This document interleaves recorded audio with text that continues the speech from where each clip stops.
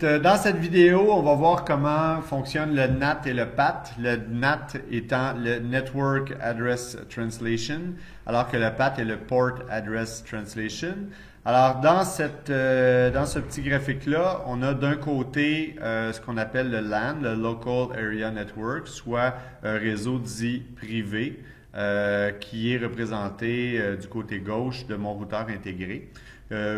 Routeur intégré, là, un peu comme celui qu'on a à la maison. Donc, on a une adresse IP d'un autre, 192.168.0.100, et on a une adresse IP au niveau du routeur intégré, qui a une petite erreur ici. Hein? On va y mettre 192.168.0.1. Ça, c'est l'adresse IP interne. Maintenant, notre routeur intégré, il y a une adresse IP externe qui, elle, est fournie par le fournisseur d'accès Internet. Dans ce cas-là, ici, on parle principalement de l'adresse IP 176.3.3.3, qui est l'adresse IP externe de mon routeur. Et je vais pouvoir, bien évidemment, je me promène dans le WAN, le Wide Area Network, les Internets pour les intimes. Et on veut aller rejoindre une machine, un serveur qui a l'adresse IP 64.12.12.1, qui est évidemment sur Internet. Alors, que se passe-t-il dans la machine? Alors, on va commencer avec l'information qui part du portable, ici, donc de l'autre ici, et qui s'en va sur le serveur juste là. Alors, on va symboliser ça ici par les adresses IP de source et de destination, et on va rajouter des ports de communication. Alors, on imagine qu'il y a ici un serveur web qui écoute évidemment sur le port 80. Donc, c'est un serveur web conventionnel.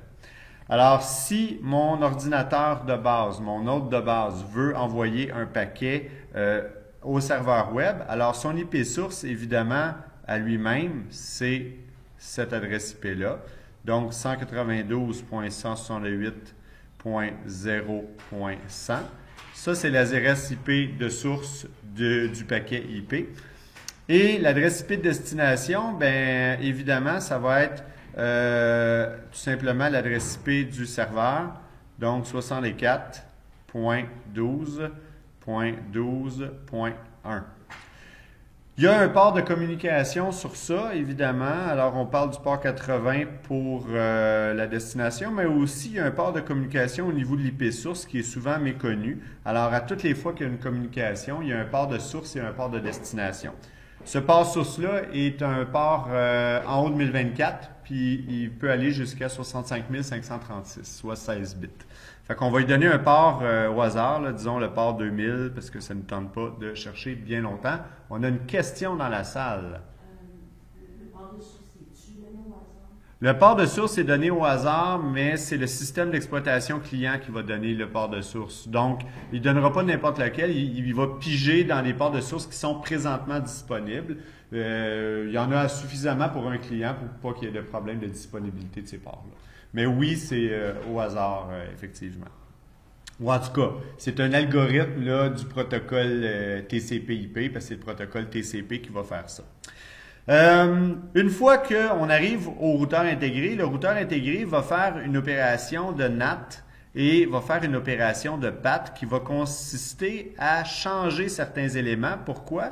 Parce que l'élément de base de l'IP source ne peut pas aller sur Internet. Ce n'est pas une adresse IP qui est routable. Je ne peux pas envoyer sur Internet une adresse IP comme 192.168.0.100. Il y en a des millions sur la Terre qui ont ça, cachés et protégés en arrière des réseaux privés. Donc, ce qu'on va faire, c'est qu'on va avoir une modification. L'IP source ici va devenir l'adresse IP publique du routeur. Alors, on va changer l'IP source par 176.3.3.3. On va donner un port aussi de communication au hasard. Qui est-ce qui va le choisir? Bien, c'est notre routeur intégré, la partie externe. Donc, on va mettre, je ne sais pas, moi, le port 6214, disons. L'adresse IP, quant à elle, ne change pas. L'adresse IP de destination ne change pas. C'est toujours 64.12.12.1, toujours sur le port 80. L'information rejoint le serveur web parce qu'on est sur le bon port.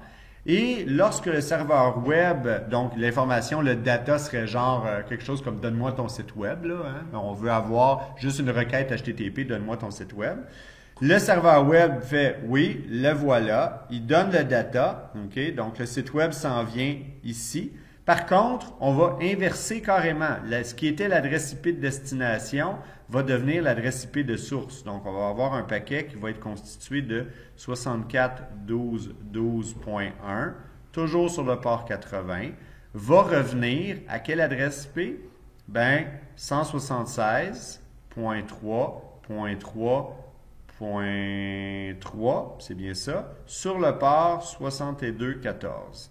Et cette information-là va être interprétée par le routeur. Lui va se dire, « Wow, minute là, moi là, je viens de recevoir l'information qui est ici, mais j'ai aucune idée qu'est-ce que c'est, je vais essayer de valider. » Alors, qu'est-ce qu'il va faire? C'est qu'il va analyser ça ici. Il va savoir qu'il a déjà envoyé ce paquet-là et il va avoir mis en mémoire le fait que c'était ce paquet-là qui était à l'origine de l'envoi. Le routeur intégré sait cette information-là. Étant donné qu'il le connaît, bien à ce moment-là, il va refaire un NAT et un PAT de manière à faire quoi?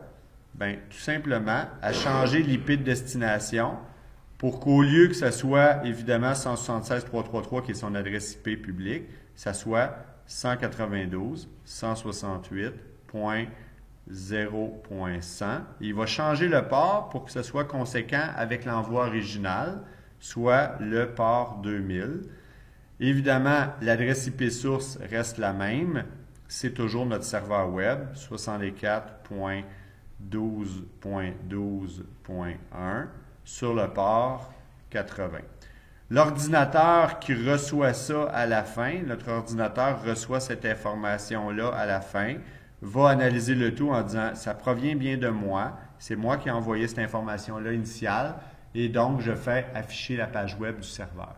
C'est de cette manière-là qu'on peut, plusieurs clients à l'intérieur d'un réseau privé peuvent envoyer en même temps à des requêtes différentes à un seul serveur web et le serveur web va répondre correctement à chacune d'elles parce qu'il va y avoir un port de communication qui va être unique pour chacun d'eux au niveau de l'adresse IP publique. Et c'est aussi pour cette raison-là que lorsque des gens utilisent des logiciels comme Torrent qui créent énormément de connexions parallèles, bien, on vient qu'à être capable de surcharger un routeur intégré, soit de faire en sorte que la quantité de ports de communication disponibles soit épuisée. Puis à ce moment-là, bien, on va avoir un problème de communication réseau qui est souvent résolu par la méthode de pauvre de redémarrer le routeur intégré. Mais évidemment, c'est parce qu'on a atteint son quota, pauvre petit loup. Et voilà, c'était la démonstration du LAN, du NAT et du PAT.